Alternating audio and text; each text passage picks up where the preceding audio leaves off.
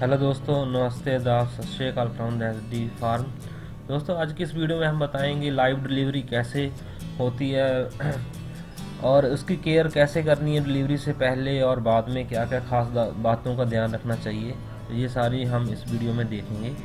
दोस्तों, जिन्होंने मेरे चैनल को अभी तक सब्सक्राइब नहीं किया, सब्सक्राइब जरूर कर लें और घंटी का बटन भी दबाएं ताकि सबसे पहले मेरी वीडियो का नोटिफिकेशन आपके पास पहुंच सके। दोस्तों, मेरे एक ग्रुप का मेंबर था, उसकी सूरी की डिलीवरी होने वाली थी तो उसको कुछ प्रॉब्लम आ रही थी।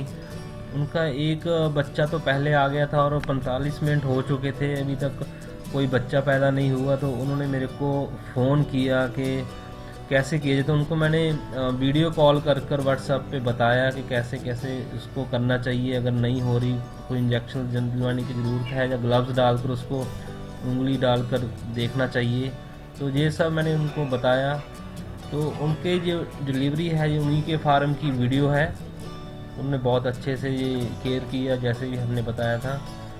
तो आपको भी हम बताएंगे क्या क्या केयर करने की ज़रूरत है। सबसे पहले जब सूरी की डिलीवरी होनी होती है तो उसके नीचे आपको, सर्दियों का मौसम है, सर्दी को बचाने के लिए नीचे उसको थोड़ा तूड़ी वगैरह या फिर जैसे कि पराली वगैरह डालकर, जैसे इन्होंने डाला हुआ है वैसे उसको पहले से डालना चाहिए।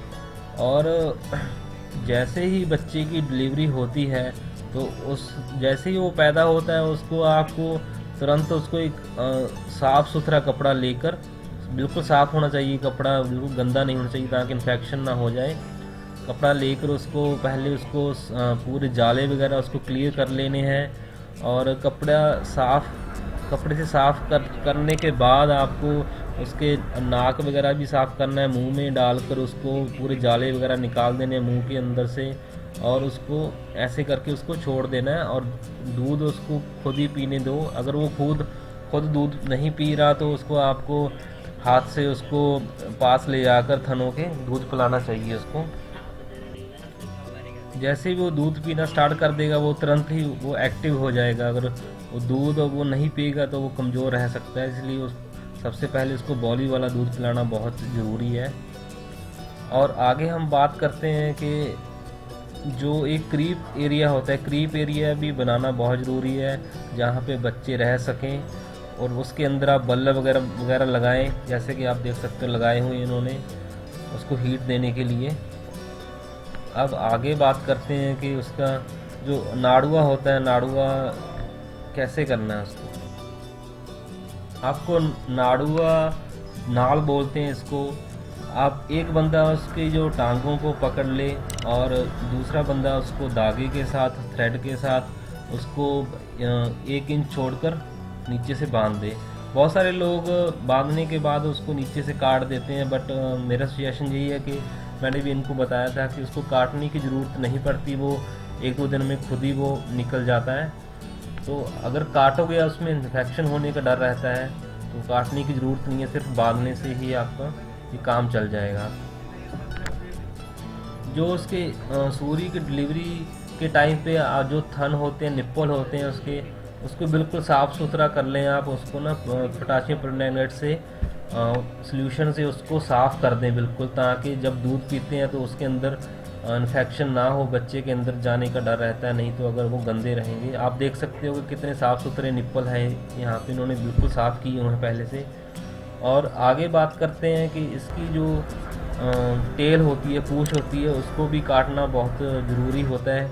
इसका काटने का कारण ये है कि उसको जब बच्चे होते हैं वो एक दूसरे के साथ लड़ाई करते हैं दूध पीने के लिए और दांत भी मार सकते हैं, तो इसके कारण वो जख्म हो सकता है टेल के ऊपर, पूँछ के ऊपर। तो जख्म होने से बचाने के लिए उसकी पूँछ को काटना बहुत ज़रूरी है।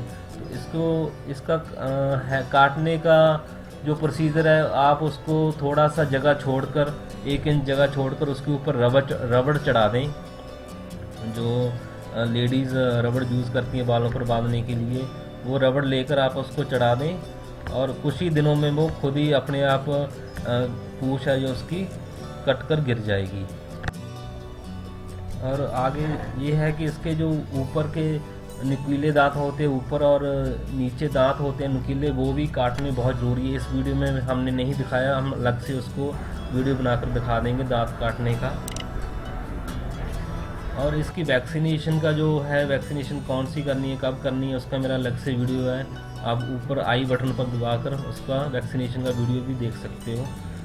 इनका जो आप देख रहे हो कितना अच्छे से ये दूध पी रहे हैं।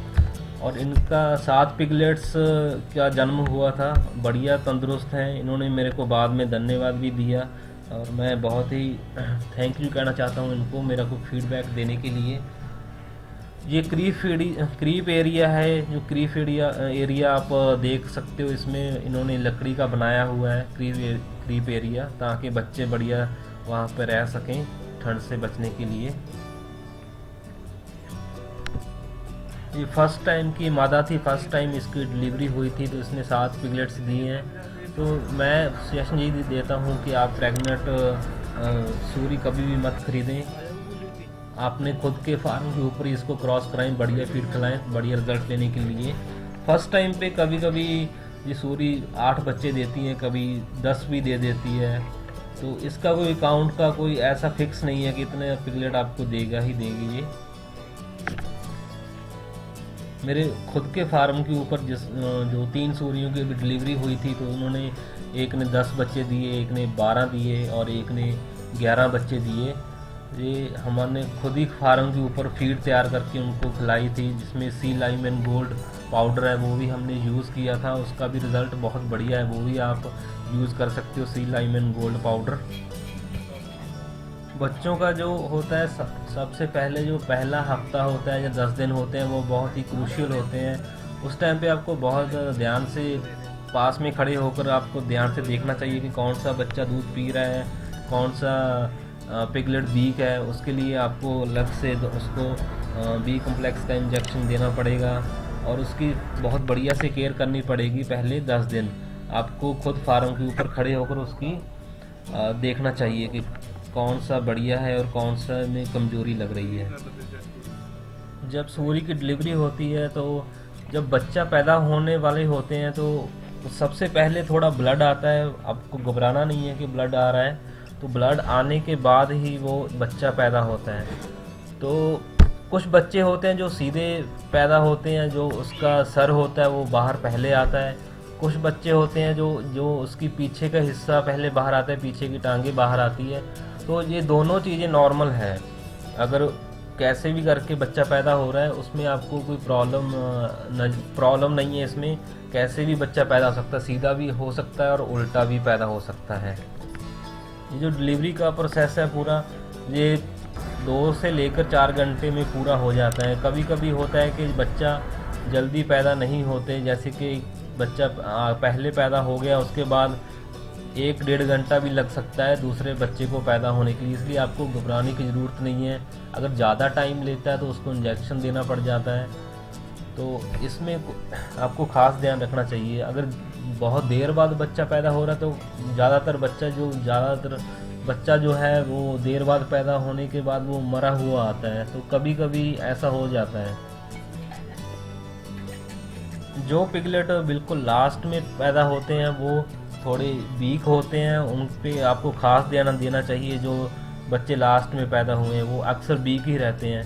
और एक दो बच्चे जो डेड भी पैदा होते हैं, तो उसमें कोई ज़्यादा बड़ी प्रॉब्लम नहीं है। कभी कभी ऐसा हो जाता है, बाद में भी कभी 1-2 दिन बाद भी डेड हो जाते हैं, क्योंकि वो ज़्यादा कमज़ोर होने के कारण। आपको बच्चों का प्रॉपर वैक्सीनेशन करना बहुत ज़रूरी है, जैसे कि आयरन का इंजेक्शन हो गया, बी कम्प्लेक्स का हो गया, और एक बीटा एच करके आता है, मेरी पहले वीडियो भी मैं बताया था। तो बीटा एच आप ज़रूर यूज़ करें। उससे क्या होता है कि सूरी में जो कम दूध की प्रॉब्लम है वो सॉल्व हो जाती है और बच्चे भी ज़्यादा बढ़िया ग्रोथ वाले पैदा होते हैं बीटा एच यूज़ करने से। उसमें दूध भी ज़्यादा बनता है, सूरी का दूध बढ़िया बनने के कारण बच्चों की ग्रोथ भी बहुत बढ़िया होती है। बीटा एच यूज़ करने का एक और फ़ायदा है कि जो उसका अडर होता है बहुत बड़ा रहता है, साइज़ उसका बड़ा रहता है, ताकि वो दूध बढ़िया से उसमें आ सके। और दूध अगर अडर छोटा रहेगा तो दूध भी कम बनेगा, और दूध का जो है अडर का डेवलपमेंट कम होने की वजह से दूध वो कम हैंडल कर पाएगा। और निप्पल का साइज़ भी कभी कभी छोटा रहता है और बच्चों के मुंह में नहीं आ पाते वो निप्पल। इसलिए बीटा एच यूज़ करना बहुत ज़रूरी है। डिलीवरी से पहले ही आप उसको यूज़ करना स्टार्ट कर दें और बाद में भी उसको यूज़ करें। इनके फार्म के ऊपर ये पहली डिलीवरी थी, तो पहली डिलीवरी में इन्होंने बहुत बढ़िया काम किया। कुछ पॉइंट्स हैं जो मैंने नोट किए हैं जिसमें उनको और ख़ास ध्यान रखना चाहिए, वो भी मैं इनको बता दूंगा कैसे ध्यान रखना है। तो ट्रेनिंग होना बहुत ज़रूरी है, इसीलिए हम बोलते हैं कि ट्रेनिंग के बिना काम शुरू मत करें। तो इनको भी बढ़िया एक्सपीरियंस था, इन्होंने भी काफ़ी जानकारी ली थी, काफ़ी सारे फार्मर के ऊपर विजिट करके इन्होंने सीखा था। तो आने वाले दिनों में मैं इनको बहुत बहुत बधाई देता हूँ और परमात्मा इनके फार्म को बहुत ही बढ़िया प्रॉफिट दे, बहुत ही बढ़िया इनकी पिगलेट की ग्रोथ हो। तो अगर आपको ये वीडियो अच्छा लगा हो तो लाइक कर देना, सब्सक्राइब ज़रूर कर देना मेरे चैनल को, ताकि आगे भी आपको इस तरह की जानकारी मिलती रहे। Thank you. प्लीज़ मेरी और भी अच्छी वीडियोज़ है वो भी आप देखो, लाइक शेयर कमेंट जितना हो सके भाइयों के साथ शेयर करो।